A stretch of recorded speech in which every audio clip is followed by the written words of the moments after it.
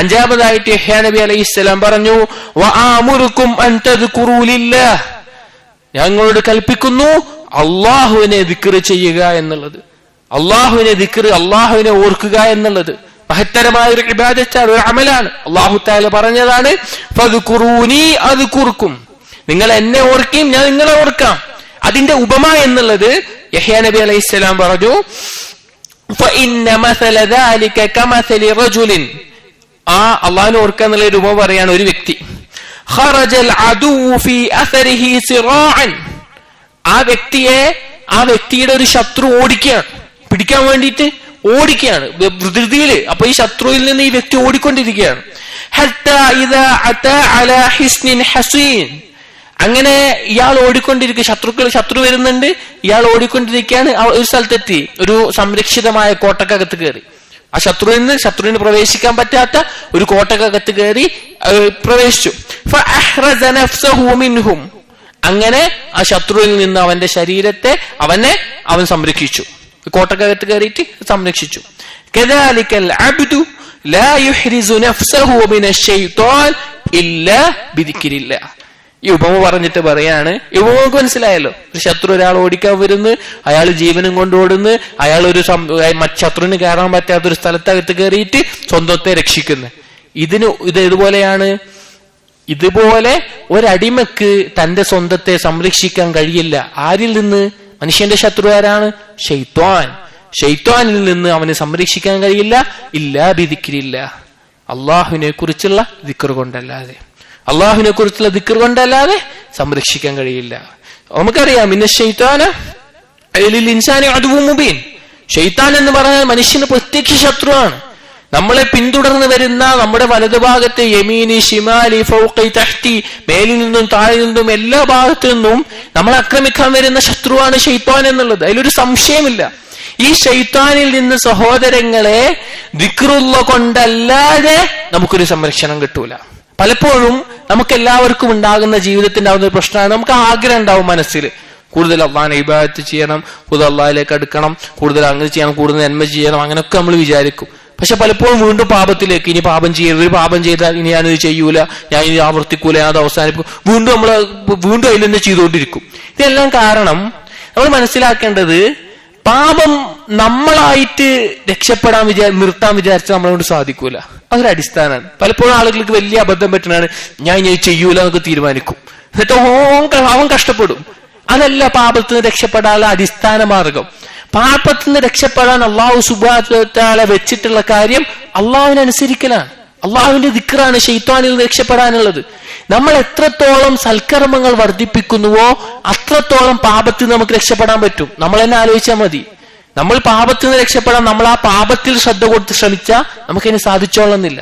അതേ സമയത്ത് നമ്മൾ രാത്രി നമസ്കാരം നിർവഹിക്കുന്നു, ഖുർആൻ ദിവസവും ധാരാളമായി പാരായണം ചെയ്യുന്നു, സുന്നത്തായ നമസ്കാരം നിർവഹിക്കുന്നു, സ്വതക്ക കൊടുക്കുന്നു, ആളുകളോട് നല്ല രീതിയിൽ പെരുമാറുന്നു, അങ്ങനെ എന്തൊക്കെ നന്മകളുണ്ടോ അത് ചെയ്യുമ്പോൾ സ്വാഭാവികമായിട്ടും തിന്മയോടുള്ള പ്രേരണ നമുക്ക് നഷ്ടപ്പെട്ടുകൊണ്ടിരിക്കും. എന്റെ യുവാക്കളോടും സഹോദരങ്ങളോടും എന്നോടും നമുക്ക് ഓർമ്മിപ്പിക്കാനുള്ള കാര്യം അതാണ്. അത് ശൈത്താൻ ആദ്യം തെറ്റിക്കുക എന്താന്ന് വെച്ചാൽ നന്മ ചെയ്യുന്നതിന് മടുപ്പുണ്ടാക്കുക ചെയ്യുക. അതിന്ന് മടുത്തു കഴിഞ്ഞാൽ അള്ളാഹുവിന്റെ ഹിസ്നിൽ നിന്ന് സംരക്ഷണത്തിന് അവൻ പുറത്തിയാടി, അള്ളാഹിന്റെ ദിക്റിൽ നിന്ന് അവൻ പുറത്തിയാടി. ഏതൊരു ഇബാദത്തും അള്ളാഹുവിനുള്ള ദിക്റാണ്, അതിന്ന് പുറത്തിയാടി. പിന്നെ ശൈത്താൻ പിടിക്കാൻ സുഖമായിരിക്കും. ശൈത്താൻ കാത്തിരിക്കുകയാണ് മനുഷ്യനെ എപ്പോ കിട്ടുമെന്നുള്ളത്. അദു എന്ന് പറഞ്ഞാൽ, മനുഷ്യന്റെ ശത്രുക്കൾ എന്ന് പറഞ്ഞാൽ രണ്ട് രീതിയിലുണ്ടാവും. ഒന്ന്, ദുനിയവിയായിട്ടുള്ള ശത്രുതയുള്ള ആളുകൾ ഉണ്ടാവും. ദുനിയവിയായിട്ടുള്ള ശത്രുക്കൾ പല രീതിയിലും, പല നമ്മുടെ സമൂഹത്തിൽ ഉണ്ടാവുന്ന, ഭൂമിയിൽ ഉണ്ടാകുന്ന ശത്രുക്കൾ. ഇവരിൽ നിന്ന് രക്ഷപ്പെടാനുള്ള മാർഗം എന്താണ്? അല്ലാഹു സുബ്ഹാനഹു വ തആല പറഞ്ഞു, തദ്ഫഉ ബില്ലതി ഹിയ അഹ്സൻ, അവരോട് അങ്ങോട്ട് ഇഹ്സാൻ ചെയ്യുക, അവരോട് അങ്ങോട്ട് നന്മ ചെയ്യുക. നമ്മളോട് എന്തൊക്കെ ദോഷങ്ങൾ ആരൊക്കെ ചെയ്യുമ്പോൾ നമ്മളോട് ശത്രുത വെക്കുന്നവരോട് നമ്മൾ നന്മ ചെയ്യുക. അങ്ങനെ ചെയ്താൽ നിങ്ങളുടെ ശത്രുത മാറിയിട്ട് നിങ്ങളുടെ ഇടയിൽ നല്ല സ്നേഹം അല്ലാഹു തആല ഉണ്ടാക്കും. എന്നാൽ നമുക്ക് കാണാൻ കഴിയാത്ത ശത്രു ആരാണ്? ശൈത്താനാണ്. അതുകൊണ്ട് തന്നെ നമുക്ക് കാണാൻ കഴിയാത്തൊരു സംരക്ഷണം നമുക്ക് വേണം. അതാണ് ദിക്റുല്ലാഹ് എന്ന് പറഞ്ഞാൽ, അള്ളാഹുവിനെ കുറിച്ചുള്ള ദിക്ർ എന്ന് പറഞ്ഞാൽ. റസൂൽ ഇബ്നു ഖയ്യിം റഹിമഹുല്ലാ വളരെ മനോഹരമായ ഒരു ഉപമ, ഒരുത്തന്റെ ദീനിനെ ശൈത്താൻ എടുത്തുകൊണ്ടുപോകുന്ന ഒരു ഉപമ പറയുന്നുണ്ട്. ഒരുത്തന്റെ ദീനിനെ ശൈത്താൻ പിടിക്കാൻ കാത്തിക്കുന്നത് പറഞ്ഞാൽ, ഒരു മനുഷ്യൻ ഒരു ഇറച്ചി കഷ്ണവുമായിട്ട് പോവാണ്.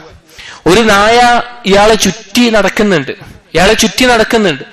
എന്തിന്? ആ ഇറച്ചി കഷ്ണം എടുക്കാൻ വേണ്ടിയിട്ട്. ഏതെങ്കിലും ഒരു നിമിഷത്തിൽ ഈ ഇറച്ചി എന്ന് പറഞ്ഞാൽ അവന്റെ ദീനാണ്. ഈ ഇറച്ചിയുടെ വിഷയത്തിൽ അവൻ അശ്രദ്ധമായി കഴിഞ്ഞാൽ എന്തുണ്ടാകും? ആ നായ അത് പിടിച്ചെടുക്കും. നായ അത് കടിച്ചിന്നാൻ കാത്തിക്കണം. അവന്റെ ചുറ്റും വല്ലതും ചുറ്റും കറങ്ങിക്കൊണ്ടിരിക്കുക. അതുപോലെയാണ് ഒരു മനുഷ്യന്റെ ദീന്. അവൻ ദീനിനെ എപ്പോ അശ്രദ്ധമാവുന്നോ ശൈത്താൻ അവന്റെ ദീനെടുത്തോണ്ട് പോകും. അതുകൊണ്ട് സഹോദരങ്ങൾ, ദിക്റുള്ള, ഞാൻ എന്റെ സഹോദരങ്ങൾ പ്രത്യേകം പറയാണ്, എന്നോടും അതുപോലെ നിങ്ങളോടും പ്രത്യേകം പറയാണ്, രാവിലെയും വൈകുന്നേരവുമുള്ള അദ്കാർ നമ്മൾ ഒഴിവാക്കരുത്, നമ്മൾ നഷ്ടപ്പെടുത്തരുത്. വല്ലാഹി ഉലമാക്കൾ എത്രയോ ഉപമായി ഇബ്നു ഖയ്യിം റഹിമഹുല്ലാഹ് എല്ലാം പറഞ്ഞത്, പടച്ചട്ടയില്ലാതെ യുദ്ധത്തിലേക്ക് ഇറങ്ങുന്നത് പോലെയാണ് രാവിലെയും വൈകുന്നേരവും അദ്കാറില്ലാതെ ഒരുത്തം പുറത്തേക്ക് ഇറങ്ങാന്ന് പറഞ്ഞു കഴിഞ്ഞാൽ നമുക്ക് ലഭിക്കുന്ന സംരക്ഷണം ഓരോ ദുആകളിലും ബിസ്മില്ലാഹിൽ ലദീ ലാ യദുറു മഅ ഇസ്മിഹി ശൈഉൻ ഫിൽ അർളി വലാ ഫിസ് സമാഇ വസ്സമീഉൽ അലീം അഊദു ബികലിമാത്തില്ലാഹി തആമാത്തി മിൻ ശർരി മാ ഖലഖ്.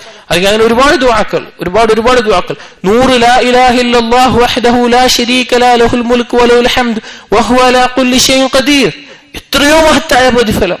റസൂലുള്ളാഹി ഒരുപാട് റിവായത്തുകൾ പല പ്രതിഫലങ്ങൾക്ക് ഹദീസ് പിശാചിൽ നിന്നുള്ള സംരക്ഷണം ഇതൊക്കെ നമുക്ക് ബാധകമാണ്. പക്ഷേ നമുക്ക് വേണ്ടി ചെയ്യണം. എന്റെ കുട്ടികളോട് ഞാൻ പ്രത്യേകം പറയുന്നത്, നമുക്ക് വേണ്ടി ചെയ്യാൻ നമ്മൾ പഠിക്കണം, ആരെയും കാണിക്കാൻ വേണ്ടിയിട്ടല്ല. നമ്മൾ ആദ്യം മെല്ലെ മെല്ലെ ഓരോ ദുആകൾ തുടങ്ങിയാൽ മതി. ആദ്യം ഒന്നെങ്കിൽ ഫാത്തിഹയും 3 സൂറത്തുകൾ, ഇഖ്ലാസ്, ഫലഖ്, നാസ്, ഫാത്തിഹ ഇല്ലാന്നുണ്ടോ, ഫലഖ്, നാസ്, അതുപോലെ ആയത്തുൽ കുർസി, അത് മാത്രം ചൊല്ലുക. അത് കഴിഞ്ഞിട്ട് പിന്നെ മെല്ലെ മെല്ലെ അടുത്തത് തുടങ്ങുക. അങ്ങനെ ഓരോ ദുആകൾ പഠിച്ചിട്ട് അത് ശീലമാക്കുക, അത് ഹിഫ്ളാക്കുക. അങ്ങനെ കാണാതെ പഠിച്ച് എപ്പോഴും നമ്മുടെ കയ്യിൽ അദ്കാറിന് കിതാബ് ഉണ്ടായിക്കൊള്ളുന്നില്ല, മൊബൈൽ ആപ്പ് ലഭിച്ചോളുന്നില്ല. ഓരോ ദുആക്കൾ ഹിഫ്ളാക്കി അതൊരാഴ്ച ശീലാക്കുക. പിന്നെ അടുത്ത ദുആ, അങ്ങനെ ദുആ കൂടി വരുമ്പോ പിന്നെ നമ്മൾ വിചാരിക്കും 100 സുബ്ഹാനല്ലാഹി വബിഹംദി, 100 അസ്തഗ്ഫിറുല്ലാഹി വതൂബു ഇലൈഹി, 100 ലാ ഇലാഹ ഇല്ലല്ലാഹ്, അത് ദിവസത്തിൽ എപ്പോഴാണെന്ന് ചെല്ലാം. അതുപോലെ തന്നെ 100 ലാ ഇലാഹ ഇല്ലല്ലാഹു വഹ്ദഹു ലാ ശരീക ലഹു, അത് അങ്ങനെയൊക്കെ നമുക്ക് ഒരുപാട് സമയം വേണ്ടേ? വല്ലാഹി ഇല്ല. അല്ലാഹു തആല സമയത്തിൽ ബറക്കത്ത് ചൊരിയുന്നത് നമുക്ക് അറിയാൻ സാധിക്കും. നമ്മൾ എത്രത്തോളം അല്ലാഹുവിലേക്ക് അനുസരിക്കുന്നുവോ, അല്ലാഹുവിലേക്ക് അടുക്കുന്നുവോ, നമ്മുടെ സമയത്തിൽ അല്ലാഹ് ബറക്കത്ത് ചൊരിഞ്ഞുകൊണ്ടേയിരിക്കും. കുറഞ്ഞ സമയത്തിൽ നമുക്ക് ഈ അദ്കാറുകളെല്ലാം ചെല്ലാൻ സാധിക്കും. അതുകൊണ്ട് മെല്ലെ മെല്ലെ ഓരോ ദുആക്കളായിട്ട് ഹിഫ്ളാക്കിയിട്ട് അത് ശീലമാക്കുക. അത് വളരെ പ്രാധാന്യമുള്ള കാര്യമാണ്. നമ്മുടെ ജീവിതത്തിൽ പിശാചിൽ നിന്ന് സംരക്ഷണം മാത്രമല്ല, അല്ലാഹുവിനുള്ള പ്രത്യേകം തൗഫീഖ് ലഭിക്കാനും. അതുകൊണ്ടാണ് പല ഉലമാക്കളും അദ്കാറിന്റെ കിതാബുകൾക്ക് ഹിസ്നുൽ മുസ്ലിം എന്നുള്ള പേരുകൾ നൽകിയത്, മുസ്ലിമിന്റെ സംരക്ഷണ കവചം എന്നുള്ള നിലയ്ക്ക്. അതുകൊണ്ട് ഈ കാര്യം നമ്മൾ പ്രത്യേകം ശ്രദ്ധിക്കുക. ദിക്റുകളിൽ ഒരുപാട് ദിക്റുകൾ നമസ്കാര ശേഷം എല്ലാം ഉണ്ട്.